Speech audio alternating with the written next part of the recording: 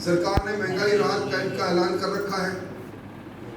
महंगाई राहत कैंप 90 दिन तक चल रहे हैं और इसी महंगाई राहत कैंप में सरकार ने जो हमारे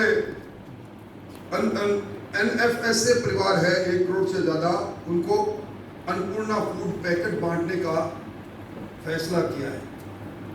सरकार ने बजट में घोषणा की 2023-24 के बजट पैरा 5 में और 3 करोड़ का प्रावधान रखा, जिसे बढ़ाकर अब 7,000 करोड़ कर दिए।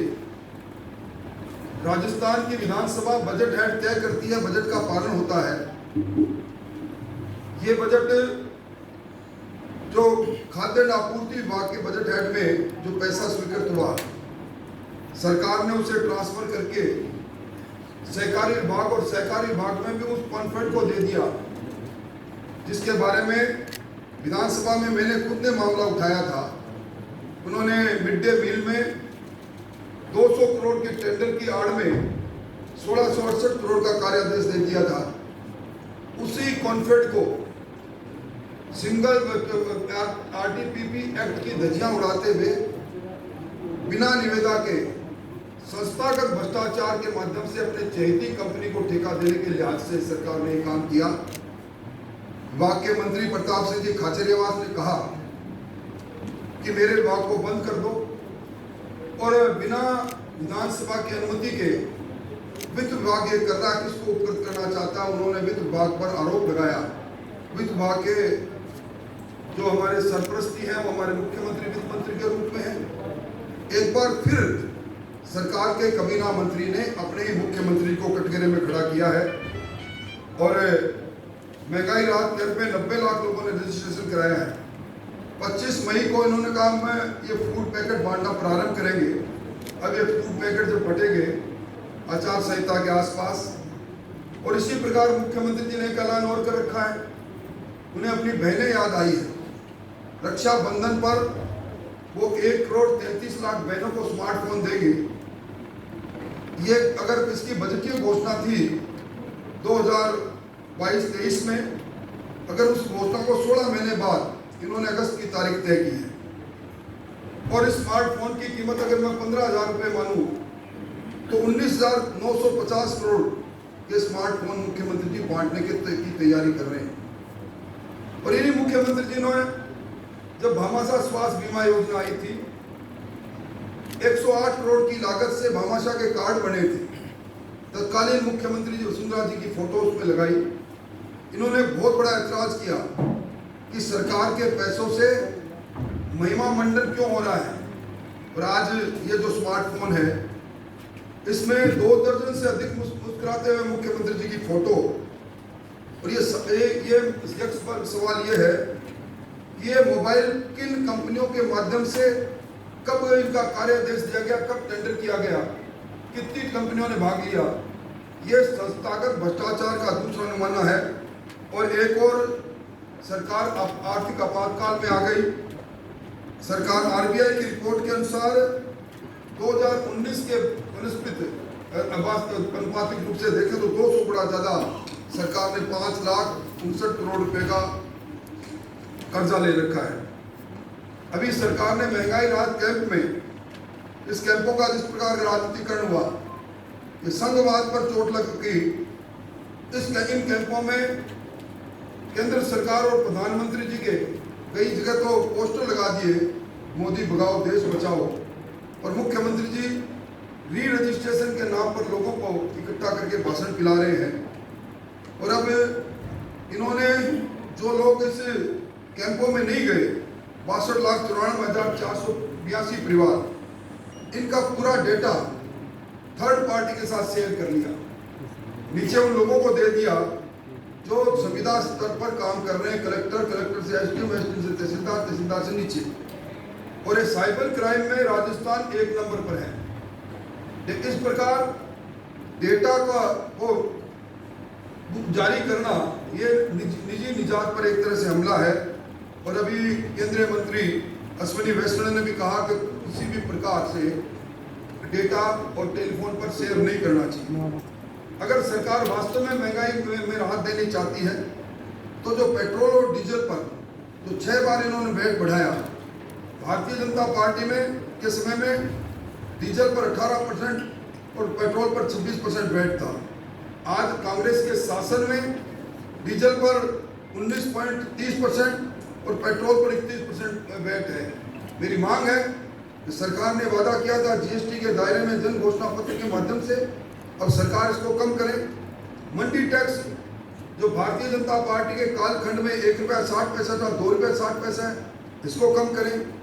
अब फ्यूल चार्ज के नाम पर अब जो 200 यूनिट तक की फ्यूल चार्ज में सरकार माफी का नाटक कर रही है। 4 साल तक इन्होंने औसतन 60 पैसे फ्यूल चार्ज लिया। भारतीय जनता पार्टी के समय में 18 पैसे फ्यूल चार्ज था। शेष जितनी भी कैटेगरी है, सरकार अगर वास्तव में राहत देना चाहती है तो फ्यूल चार्ज को भारतीय जनता पार्टी के पूरे कालखंड में जो 18 पैसा रहा उस पर लेकर आए। मोटे तौर पर मैं ये कह सकता हूँ, जहाँ एक और ये सरकार उन लोगों की भावनाओं के साथ खिलवाड़ कर रही है जो जान पर खेलकर आतंकवादियों को पकड़ाते हैं, नौकरियों से हाथ धोते हैं। दूसरी तरफ ये सरकार अन्नपूर्णा फूड पैकेट के नाम पर, स्मार्टफोन के नाम पर संस्थागत भ्रष्टाचार करती है। वहीं महंगाई राहत कैंप में डेटा लीक करके इस साइबर क्राइम के अंदर बढ़ते हुए राजस्थान, जिस प्रकार साइबर क्राइम में यहाँ अपराधी बढ़ रहे हैं, राजस्थान के लाखों लोगों को असुरक्षित करने का काम कर रही है। मोटे तौर पर मुझे इतना ही कहना था। आप में से किसी को कोई सवाल करना है तो निश्चित तौर पर करें। ये जो राजसमंद से हमारे साथी आए हैं, इनके न्याय की जो लड़ाई लड़ रही है आदरणीय दिया कुमारी जी, वो यहाँ लेकर आई। मैं इनके भी आग्रह करूँगा कि आप भी, और उसके बाद ये शक्ति सिंह का नाम बता दीजिए। शक्ति सिंह, प्रहलाद सिंह। बहुत बहुत धन्यवाद। अभी हमारे नेता प्रतिपक्ष राजेंद्र जी राठौड़ साहब ने आपके सामने सभी बातें रखी। ये मेरे क्षेत्र के ही हैं दोनों, प्रहलाद सिंह जी और शक्ति सिंह जी। और जिस तरह से ये अपने न्याय के लिए और अपनी सिक्योरिटी के लिए 1 साल से लड़ रहे हैं, इनको वादे किए गए और उन वादों में से एक भी नहीं पूरा किया, जैसे कि गहलोत सरकार करती आई है सभी के साथ। लेकिन इनकी सिक्योरिटी के साथ उन्होंने कॉम्प्रोमाइज़ किया। और वहीं दूसरी ओर जो आतंकवादी हैं उनको सिक्योरिटी, उनके परिवारों को सिक्योरिटी प्रोवाइड की गई। तो ये किस तरह की सरकार है? ये क्या कर रही है? ऐसे लोगों को प्रोटेक्ट कर रही है जो आतंकवाद करते हैं, देशद्रोही ताकतों को प्रोटेक्ट कर रही है। और जो देश के लिए लड़ते हैं, ये हमारे मेवाड़ के वीर सपूत हैं, राजस्थान के हैं। और ये जो घटना हुई थी, ऐसी घटना राजस्थान में क्या पूरे देश ने पहली बार देखी थी। उसके बावजूद भी बहुत सारे वादे किए, ये करेंगे, वो करेंगे, नौकरी देंगे। आज ये बिल्कुल बेघर हो चुके हैं, उनके पास रोजगार नहीं है, सिक्योरिटी नहीं है। तो मैं इनसे, इस सरकार से कहना चाहूँगी, कि सरकार के मुखिया से कहना चाहूँगी कि इनके साथ भी न्याय करें। और जो इनको वादा किया था उनमें से एक भी वादा आपने पूरा नहीं किया। आप किस हक से कुर्सी पे बैठे? धन्यवाद। शक्ति सिंह जी कुछ अपनी आप बीती बताएंगे। आप बेझिझक होकर जो आपसे वादे किए गए और जो अब आप महसूस कर रहे हो, आपकी नौकरी को छुट्टी करा। सर, हमें मुख्यमंत्री जी ने वादा किया था, वहाँ 4 तारीख को मैं वहाँ बुलाया था, 4 जुलाई को। और हमें जो वादे किए मुख्यमंत्री जी अपने निवास स्थान पर, हम आपको सुरक्षा देंगे, हम आपको नौकरी देंगे और हम आपको गार्ड देंगे। अभी 1 साल हो गया, हमें ना तो कुछ मिला है, और हम पहले सूरत काम करते थे, वो काम भी हमारे से छूट चुका है। और आज हम नौकरी के लिए जाते तो हमें नौकरी पे नहीं रख रहे हैं हम लोग। नौकरी क्यों नहीं रख रहे, बताओ तो क्या कहते हैं? तो वो ऐसे बोलते हैं कि जब आपका चेहरा इतना उजागर हो चुका है कि वो आतंकवादी थे, अब हम आपको रखें तो कहीं हमारे साथ भी ऐसा नहीं हो जाएगा। इसलिए हमें जो वादे किए थे सरकार ने, नौकरी और सुरक्षा और हथियार के लिए, आपको कोई धमकी बराबरी उनकी तरफ से आया कि क्योंकि बाइक लेके अब तक भी हमारे तरह वो घूमते हैं ऐसे व्यक्ति। और हमारे गांव में भी एक दरगाह है, वहाँ पे भी रात को भी आते हैं वो। आपको क्या अपने पर हमला होने की आशंका है? हाँ, हमला होने की पूरी आशंका है हमारे। आपके गांव का नाम आप कुछ कहें? अपना नाम बता के आपने गांव का नाम? प्रहलाद सिंह ताल। हम ताल गांव के हैं। भीम तहसील है, ताल गांव है, राजसमंद जिला है। हम उदयलाल जी आना जो प्रभारी मंत्री है उनके पास गए थे एप्लीकेशन के, तो उन्होंने कहा भाई आपको लर्निंग कार्ड मतलब आपको किस में चाहिए सुरक्षा, जब आपके साथ होगा जब दिखी जाएगा। और कन्हैयालाल भी उस समय पहले इसलिए कहते हैं सुरक्षा चाहिए उसको, और तो अगर सुरक्षा मिलती है तो वो नहीं मरता आज, तो इसलिए हम भी ये चाहते हैं कि हमारे को कुछ मिले। आप सुरक्षा मांगने गए थे तो आपको किस चीज का डर है? आपको उन्होंने क्या कहा आपके साथ घटना हो जाए तब आना, क्या बोले उनको? उन्होंने ये कहा कि आपके साथ कुछ घटना होगी तब देखेंगे, तब आप आना है। फोन कॉल आपको मिला, धमकी मिली? किस चीज का डर, किस चीज का आपको? इस चीज़ का डर है सर कि वहाँ पे कुछ समुदाय के लोग बोलते हैं, अभी भी हमारे यहाँ आते भी हैं बाहर से। आपके घर के इर्द गिर्द घूमते हैं, आपको धमकाते हैं, ऐसा कुछ हुआ है क्या? घर के आसपास घूमते हो सर। धमकी थोड़ी हो मिला है आपको कि भाई जान से मार देंगे या आपको परिवार को परेशान करेंगे?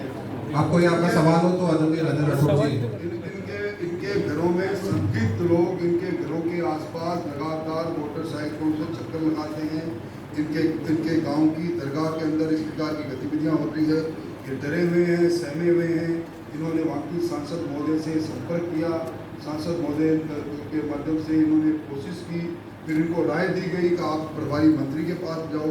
वहाँ गए और जिन लोगों ने लोग इनको मुख्यमंत्री जी के पास लेकर आए थे उन दोनों नेताओं ने भी इनकी सुध नहीं ली। आज ये नौकरी खोए हुए दोनों नौजवान हैं और अब सांसद महोदय ने इनको वैकल्पिक नौकरी की सुविधा देने के लिए वादा किया। हम इनको कहीं न कहीं इनकी आजीविका चले इसके लिए सरकार नहीं देगी, तो भारतीय जनता पार्टी अपने उससे इनको कहीं न कहीं नौकरी पर लगाएगी। डॉक्टर साहब 1 साल हो गया इस पूरी घटना को, अब बीजेपी क्यों इनके साथ आई है? क्या बीजेपी इनको नौकरी दिला? हम नहीं आए, ये लोग आए, हम कतई नहीं आए। हमें मालूम भी नहीं था।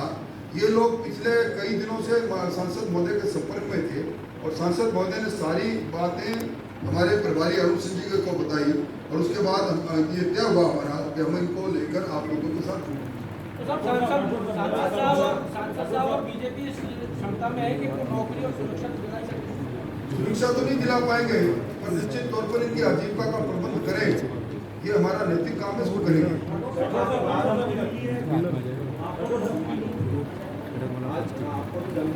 देखिए मेरे को जब धमकी मिली थी वो अप्रैल की घटना है। मैंने किसी को कहा भी नहीं, मैंने एक पत्र लिखकर डीजीपी को सारी बात बता दी थी।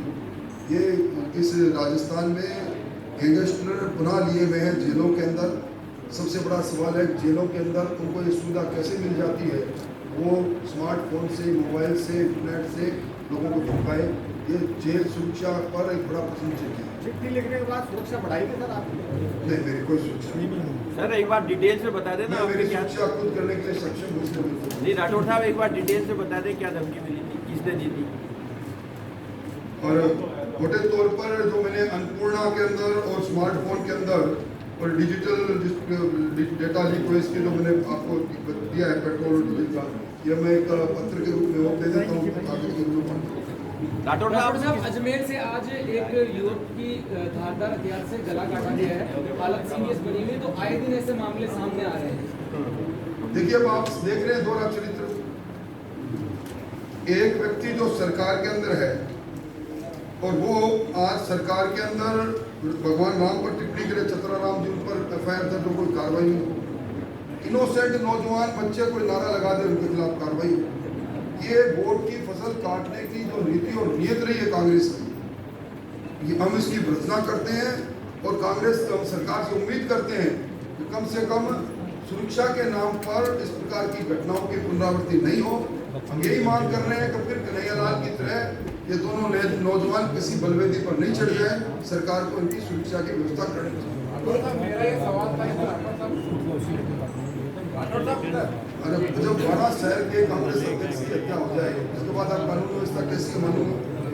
मेरा ये सवाल था कि जब वसुंधरा राजे मुख्यमंत्री थी उनकी यात्रा में कांग्रेस के कार्यकर्ताओं ने बैरियर लगाई थी और यात्रा रुक गई थी, हमारी सरकारी जनता दुरुपयोग न हो। ये जो स्मार्टफोन की जो फोटो चल रही है मुख्यमंत्री की, इसके ऊपर आप बैरियर निश्चित तौर पर हम इसके लिए आवश्यकता पड़ने पर न्यायालय में भी जाएंगे। ये मुख्यमंत्री जी अपना प्रचार कराने के लिए सबसे पहला सवाल तो ये है कि आप ये 19,300 करोड़ रुपए आएंगे कहाँ से? कौन से बजट ऐड में रखा है इन्होंने? पिछली बार इन्होंने 2,500 करोड़ का रखा। 16 महीने बाद में इनको बहने याद आई है जब आचार संहिता से ये 3 महीने दूर है।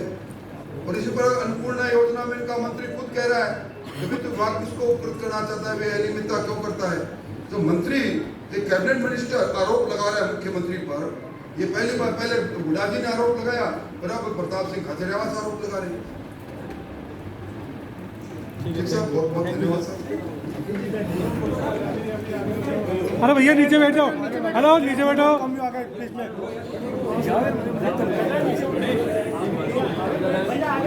नीचे बैठो। अरे आगे से हट जाओ प्लीज यार, आगे से हट जाओ यार, आगे से हट जाओ, आप बिठा रहे हो इनको पास में। अरे मानी, अरे प्रमोद जी भाई साहब, अरे यार महानगर जी के अंदर